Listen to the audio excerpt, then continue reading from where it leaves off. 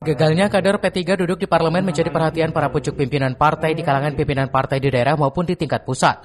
Hal ini dikatakan Ketua DPC P3 Kabupaten Bogor, Eli Rahmat Yassin, saat menghadiri MKP di Cisarua, Kabupaten Bogor. Muktamar P3 yang dilaksanakan dalam waktu dekat ini salah satu evaluasi yang harus dirumuskan ketika muktamar tersebut, memilih ketua umum partai baik dari eksternal maupun internal nantinya.